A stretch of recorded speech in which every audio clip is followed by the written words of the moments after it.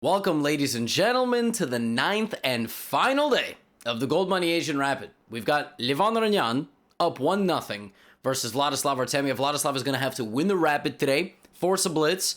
And Magnus Carlsen, meanwhile, is up 1-0 over Ding Liren. Ding Liren's going to have to win the Rapid to force a blitz and potentially an Armageddon. Also, to my Americans, it's July 4th. No days off, though. And happy July 4th to you and your families. Hope you can relax, enjoy the sun somewhere, barbecue, watch some fireworks, hopefully not set off any and hit yourself in the eyeball. And that's it. This is it, folks. We made it to the end of the tournament. Well, not yet. I have to make the recap. Don't skip ahead. Don't skip ahead. All right, here we go. Actually, there's no skipping. Magnus goes first anyway. So, game number 1, Ding Liren plays d4 and goes back to something that he's done many, many times in his career. We have a Catalan. Yesterday we had d takes c4. We had king to king. That is definitely not a king. Although it is 2021, so anything is possible. a6, a4, bishop d7. Now yesterday we actually saw a lot of the same stuff. So we saw this bishop g5, and then this trade, and then this rook centralizing, and Magnus putting this bishop on d5. But yesterday, Magnus played this move first. And the difference is, after Ding gets his knight here, he is able to take on d5. Now, today's game, Magnus Carlsen changes his move order. Ding goes here to always constantly have an eye on e4. Now we have a5, and this actually allows e4 right away. So that's what Ding does. And he actually gets an even better version of the position than he had yesterday. White has more central space. White has connected rooks. And white is comfortably better here. But how are we going to make progress? Well, of course, we're going to play the move h4 and confuse Gotham and not let him tell his viewers what is going on. So the queen rotates out of danger, and Magnus plays the move g6. Now, the truth is, it's actually already incredibly difficult to make a move for black. Like, you can't. None of your pieces can move unless they go backwards. And the only pawn moves that you can really move are these three. Like, I mean, okay, h5 it's probably just dead loss for black if you play this one simple pawn push. b6 looks like it makes sense, but it completely destabilizes the c file now, so that also looks stupid. Magnus plays g6, and Ding just brings his other, his remaining rook to the center. I mean, Ding is very comfortably better. He brings the queen back to d1 to keep an eye on this and also maybe play d5.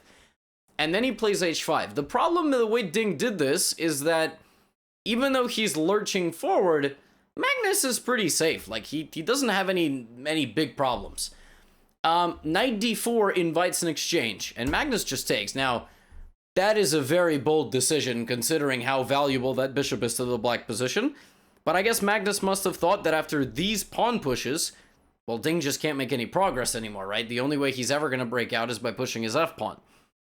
Well, Ding just turns his attention to the queen side. Knight b5, queen g5, rook e3, blocks the queen, also prepares to transfer the rook to c3 if ever needed. Ha! I'm so smart. It's not like I've seen the game. Queen takes h5, knight c7, and queen comes back to g5. And it's actually Magnus Carlsen who all of a sudden is trying to attack Ding Liren.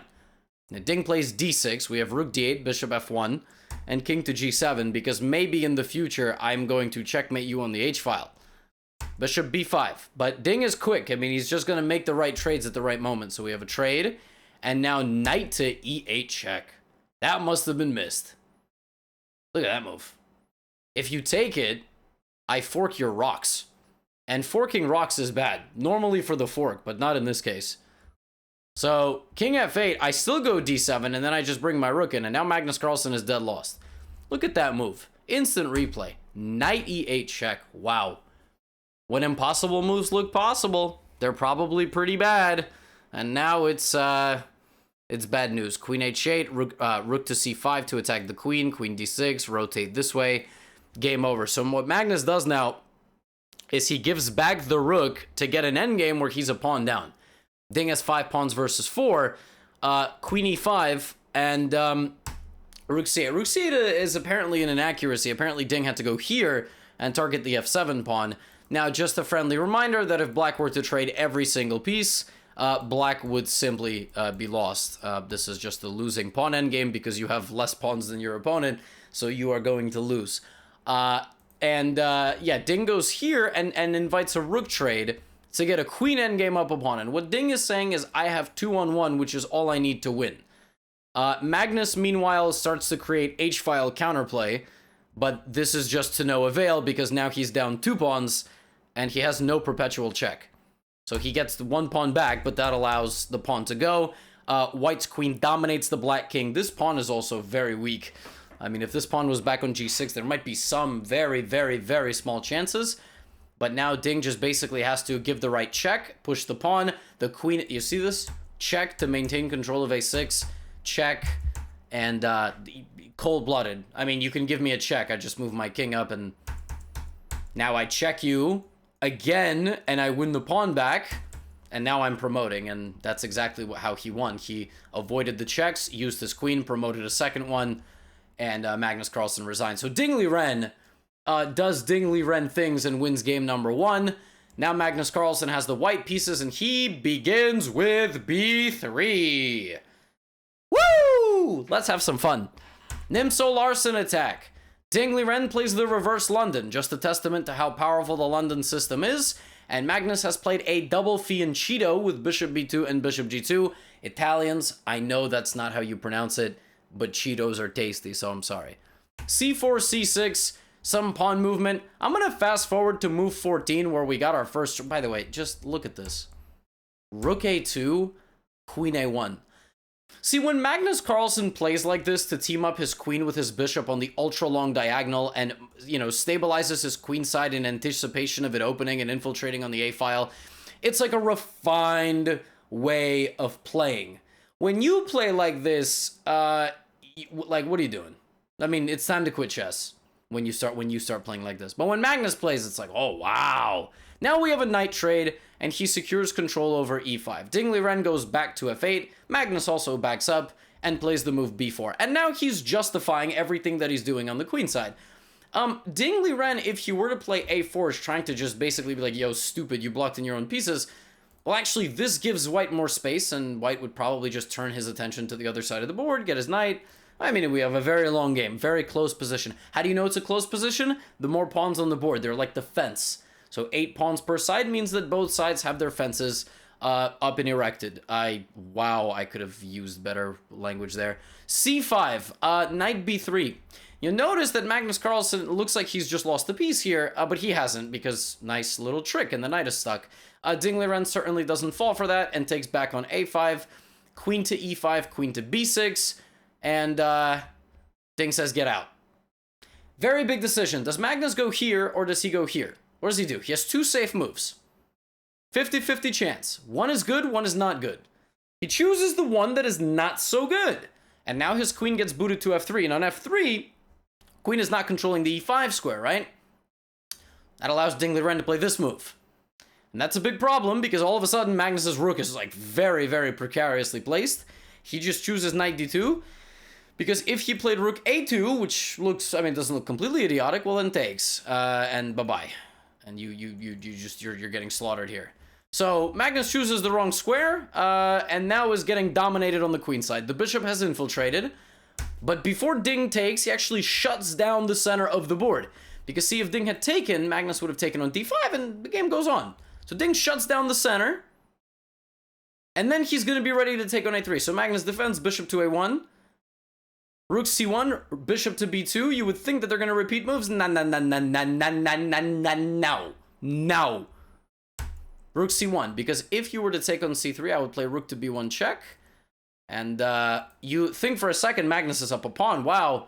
Yeah, just queen b6. White's position sucks so bad, your rook is trapped. Like, look, if you unpin yourself, queen to b2 traps the rook. No, it doesn't, Gotham! Yes, it does. No, it doesn't. Yes, it does. Stop arguing with me. Yeah, it's a very bad position, and Magnus ends up losing his a3 pawn, goes into an endgame. Now, he's only a pawn down, but it's minus 5.5. Why is it minus 5? What is Black's biggest asset in this position? If I ask you, what is the most important thing in Black's position? The queen! No. The king? No. The bishop? No. The other bishop? No. Guys, the a-pawn. Black is up a pawn. Where's the pawn? You have to find where the pawn is. It's a really big problem for white. It's an outside pass pawn. I yelled so loud that a car alarm is going off outside, and if you can hear that, probably not because I'm in noise gate, but if you can, let me know in the comments. And that's it, and Ding just basically wins this game by virtue of his A-pawn. He also gets blown off the board down the middle, and Magnus resigns.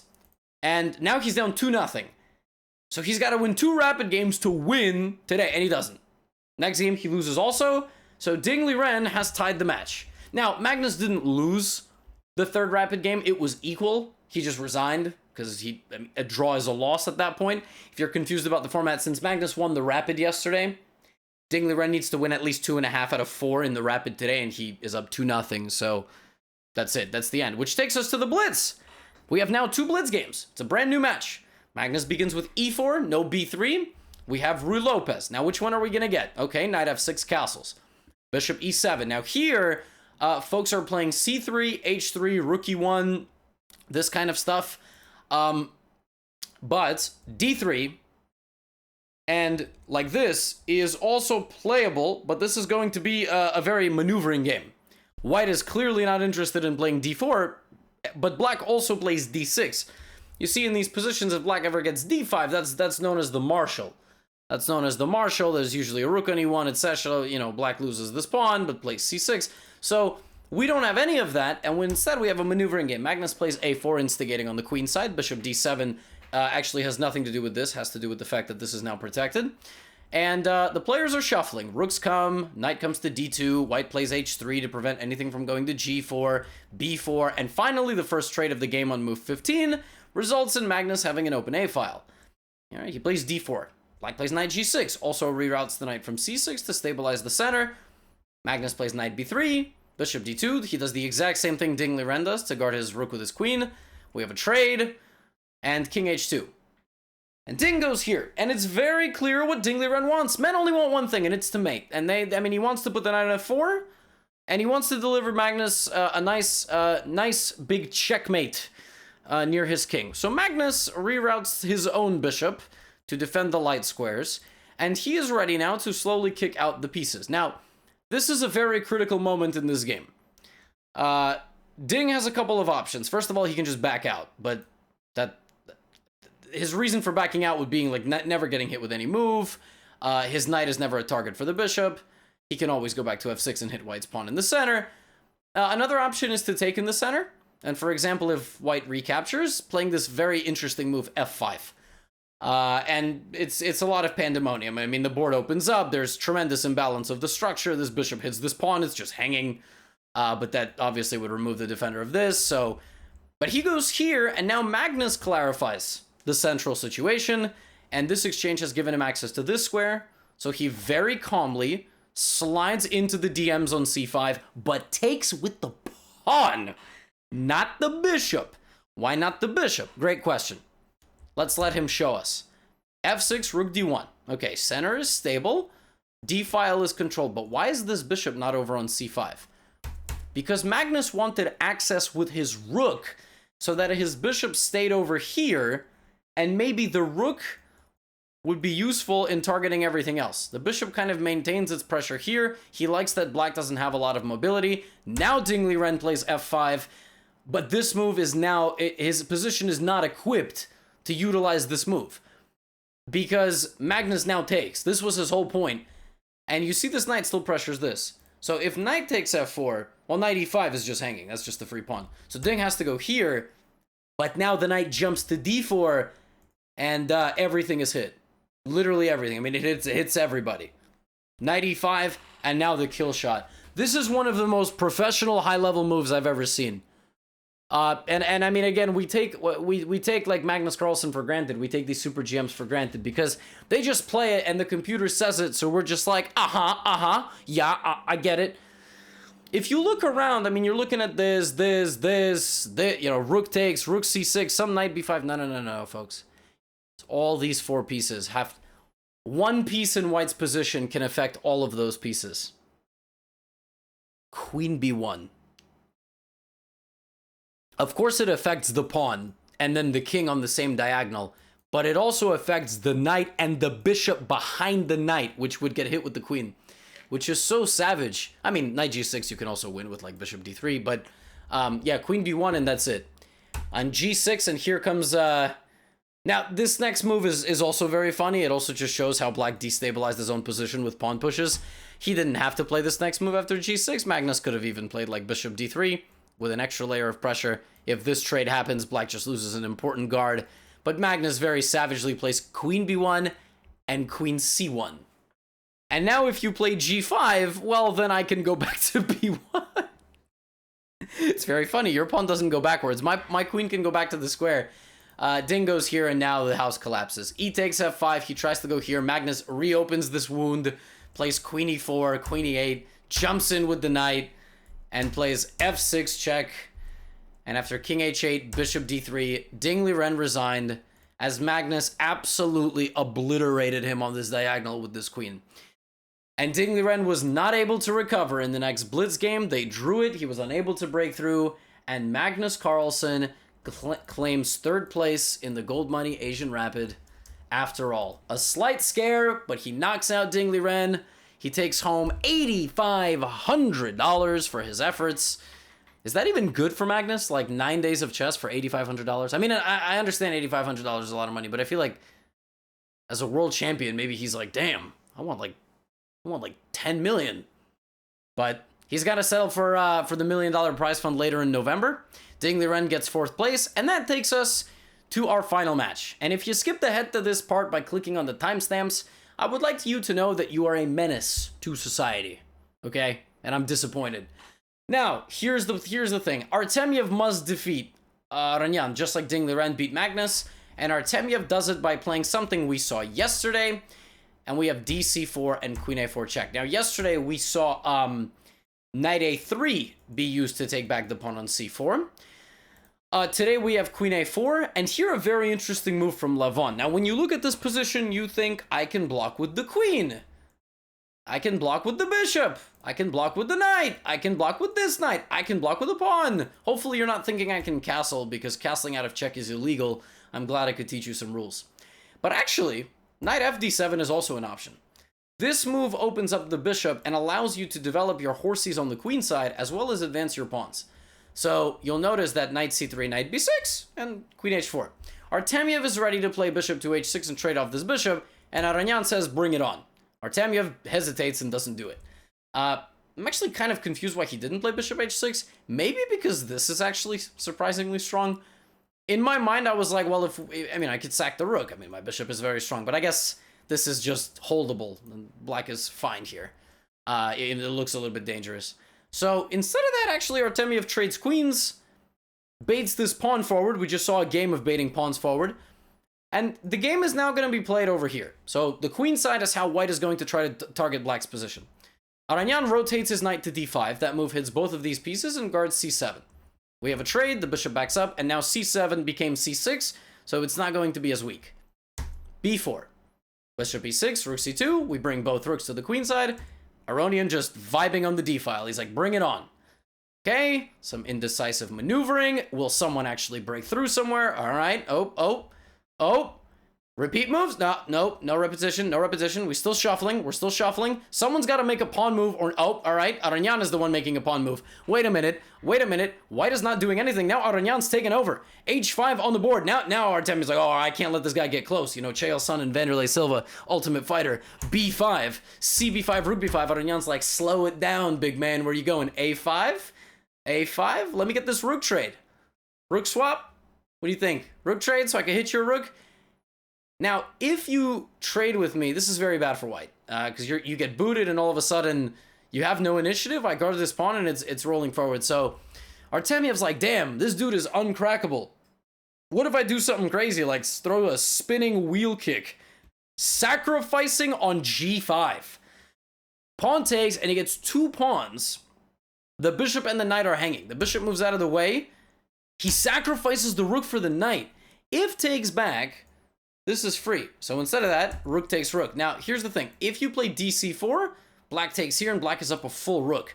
So instead of that, you have to throw in the Zwischenzug, rook f6 check, king moves, and now you take back. So what's going on? White has some extra pawns. White has 2 extra pawns. So it's bishop and 2 pawns for... No, actually, white is just up to... Oh, I'm sorry. I skipped ahead a move. In this position, black has this. So the rook is now... I'm sorry. I skipped ahead.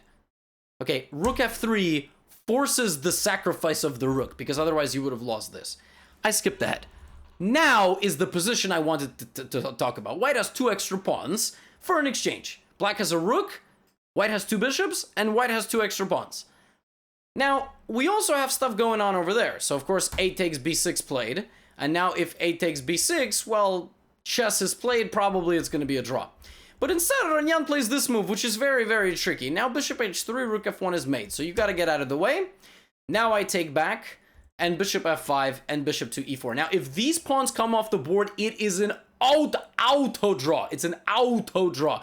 The only thing that black has in this position is his b pawn. If the b pawn survives the apocalypse, black will win this game. Bishop takes h5, g4, king f1, rook d1. Uh-oh. Who's going to save the bishop? Bishop c3, rook 8. Who's going to save the... Oh, who's going to... Oh. Wait, instant replay? Hold on a second. That bishop was absolutely trapped, but I guess Artemiev tries to deflect Aronian's bishop away and escape. But after this transformation, what did I tell you would happen, folks, if the b-pawn survived? Well, after rook c2, it's game over. And once this pawn was lost in this position, it was Artemiev resigning. Now Artemiev needs to win 2.5 out of 3 games to save this match. So he's down 1-0. He's got to win with black, so he plays g6. The problem with playing g6 when you have to win with black is you got to sometimes take enormous risk at this level. But Gotham, I have your g6 course. Are you at this level? Listen to the words I am saying. Below like 24, 2300, g6, you chillin'. You play g6, you chillin'. The problem is that when you have to win, you know what white is going to do? They're going to blow their tongue at you. I don't think I've ever done that in a recap, so you've just witnessed history. White is just going to go big chilling mode. Just play very solid. Now black has to take tremendous risk by doing weird things with pawns in the center. White just plays bishop to e3. Obviously, the more pawns are traded, the better white's position gets. White is absolutely not in any trouble here whatsoever. So, b6, and we have a game of just white finishing his development, taking space, taking... Black tries to take a little bit of space back, and plays f5. Now we got a game. So when you play the move f5, you've completely weakened all the squares behind. So Aronian takes and plays bishop g5. The point of this is that if he takes, he emerges with an extra pawn. So the move e4 is played. The problem is, Artemiev is throwing punches with his feet planted like this. Not in any fighting stance. So Artemiev's got flat feet and he's just reaching out trying to bonk Aronian. Aronian's just like, okay, knight g3. If you take my knight, I take on f5, you can't move because the rook behind. So knight e5, now it has nothing to do with taking the knight. I'm going to take the bishop. And then here, Aronian's got all his pieces set. The knockout punch from the lion. Rook takes e5. If you take d6, queen to d7, and now I don't even take the knight. I throw in my own in-between move to attack the rook in the corner. If you play queen d6, I would throw in yet another in-between move, activating the rook. And if you go over here thinking that you're going to trade queens with me, I whack you in the face. Don't get close to my queen. Knight g6, queen a8. And here, it looked like, with the threat of mate and the threat of the queen trapped, Aronian had blundered. But you see, Aronian had something planned all along. f3, rook a8, d7. And if you take my queen, I make a new one.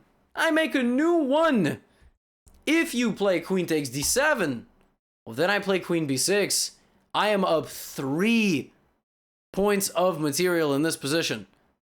I'm up 3 fat pawns. All right? Now 2 of them are over here, and they're going to get rolling. And the rest of them protect my king. Boom. Oh no, one of my pawns got lost. Rook d1, queen c5. Here we go. We're going to destroy this king. Let's go. Queen c7 check. Queen. What? Well, too little, too late. And in this position, it is very clear that we are about to have the Goldmoney Asian Rapid champion. And after one more check, Artemiev resigned, called it a day, and it's over mathematically, because even if Artemiev wins both rapid games, he loses the overall rapid portion. And that is it, folks. Levon Aranyan, very, very convincing final day of action. He defeats Artemiev. I think Levon just became the first player to win the preliminary and win the whole thing. I think. I might be wrong on that. Maybe I'm wrong. I might have just said something totally factually inaccurate, so I'm sorry, but, you know, I'm doing my best impression of a politician. But I'm going to say it confidently, so you're going to believe me. Anyway, congratulations to Levon. He picks up 50 points in the overall standings. That's a very, very big performance for him. And that concludes our 9 recaps. Tomorrow, we will go back to regularly scheduled programming. I'm going to try to make 2 videos a day for y'all. And until then, have some fun in the comments. I hope, my Americans, you enjoy your Sunday and Monday off. For the rest of the world, I just hope you keep being awesome. And, yeah, take care. Get out of here.